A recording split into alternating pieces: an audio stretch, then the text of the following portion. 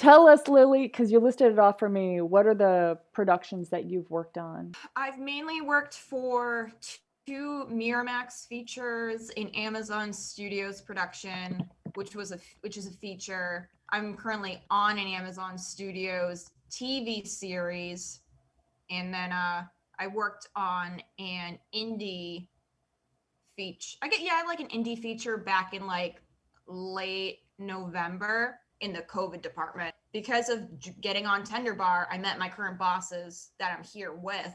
And it sure beats the job that you were doing before, which was?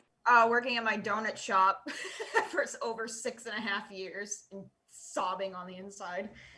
But I don't know. It was so close to my house, I couldn't not do it. I made a lot of money there.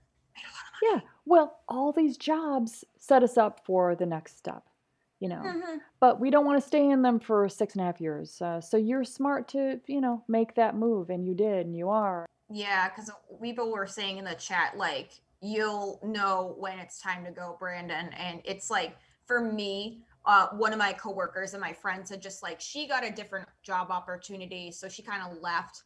And then, like, this is like a family owned business. So my boss was like mad, and she like ranted to me about my coworker for like 15 minutes. So I'm like looking around, like, what the hell do I do? I can't deal with this anymore. So I was on a call with Janet. She was helping me figure out my life situation because I was miserable. I'm just like, I'm miserable so often, but I'm doing better now.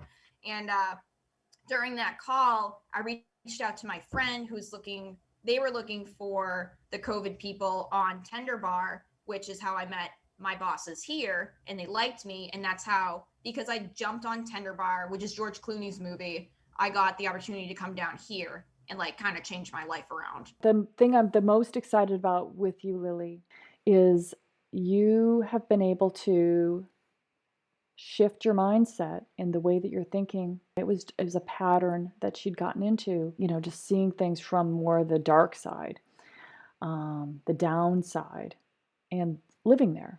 And that's going to make it hard to be successful in this program where when you see things through that filter. And she's really worked hard because she could see that it was a filter. She's worked hard to shift that filter, and she's been doing it. And she knows that her life counts on it, depends on it. Yeah, I agree. If I don't, it's the same thing. I still kind of get down sometimes, but I think it, I don't know, it was like a big shift when I really did send that text message. Cause it's just funny that the day that, we're talking, and then I don't remember the other kid's name was on the call with me because we were talking about my awful experience on Black Friday. And then, we were talking to someone else, and I'm just like, you know what? I'm just going to send Adam a text. That's my friend, about the guy who was looking for somebody, which is my coordinator on this show. So yeah, because I was just like, what the hell? Let's just send this text. I got his info. I reached out. I didn't hear back, and I was just like, oh. So then I texted my friend back again. I'm like, Adam, what do I do? Should I talk to him again? And he's just like, yeah, just send him an email. And I did. And then Ryan got back to me within like half an hour. It's like, yo, yeah, I straight up just said, screw it. Let me just send this text message. And then it didn't work that day, but I reached back out like 2 days later. And then I got in touch with him. And then like, boom, I got on Tender Bar within like a day. And I literally have not been not working since like, no, not March 9th. Like shoot after shoot after shoot. I'm glad I'm not so miserable anymore. It's a nice feeling. Whoa. I mean, we need it. We need that from you. We need that for ourselves. We need to, you've got the gift. You got a gift. And we're all up and down and in different places. And when we see you smiling and, you know, having that joy come out of you, we're like, we get it in ourselves as well. And we're like, yes, I can do this too. I can have this great life too. I agree. I never thought I could be this way ever. Be loud again. I'm just like, because I wrote, I think on Yammer too. Yeah, my friend, some girl covered me for Fletch, and I was like, oh, how do we like her? And then my friend is just like, oh yeah, she's quieter than you. I'm just like, I'm a loud person. What? So it's not something I ever expected for myself. So tell me this. You've changed you, but also the opportunities that we get on set where you constantly have the opportunity to practice how you want to be, who you want to be. It helps. I think so. It's like being a better version of yourself and who you want to be. Because I mean, you can be yourself, but depends on how you're feeling for the day. If you're talking to people, you don't want to share that like bad energy around. And that comes, kind of knowing about your energy helps if you take like, even if you take like one acting course, you learn. Because like you can feel it with like someone's in a bad mood. I mean, sometimes it does help with having the mask covering your face because you don't get that much of a vibe, but you can feel it when it's bad energy. So you don't want to be shooting that around. So, how has being on set and practicing that good energy, do you feel like it's uh, reinforced? The rewiring in your mind so that you are constantly thinking and being and doing. And I mean, how has a film set impacted your growth? I'm doing something I actually enjoy for a change. The last time I was actually doing stuff on set was for my web series, but all my COVID jobs have like not. Well, the most recent ones haven't been on set exactly. It's like here and there, but you're able.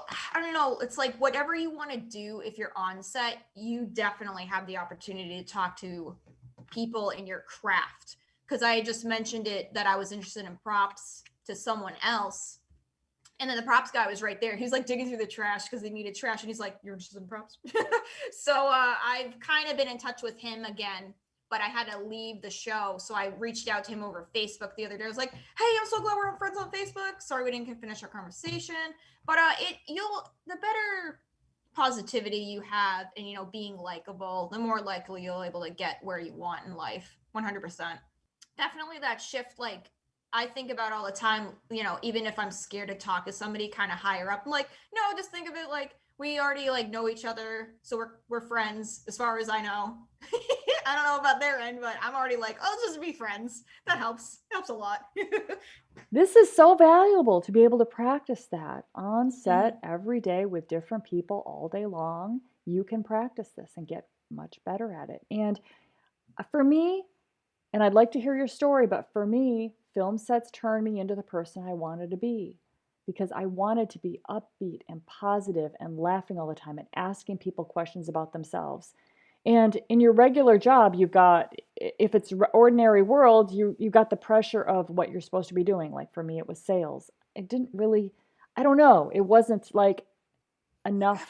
But on set, I'm constantly, every single person all the time. There's like 100 people there and every single day. So I get to practice this person that I want to be. And the more you do it, the more you feel like that, the better you get at it. So tell me about for you how the shift happened because there's a shift that's happened. Yeah, I just think that shift was definitely just saying no to my donut shop finally. So my boss was just like, we need you here. You can go in April. And I was like, that was what really like upset me because I got told no. And then I got flack from my like closest friends. They were like, why aren't you doing this? Well, even on Yammer, people are like, why would you take over why would you take a job versus film? So that, I got kind of hurt in two ways. I'm just like, so I felt like garbage.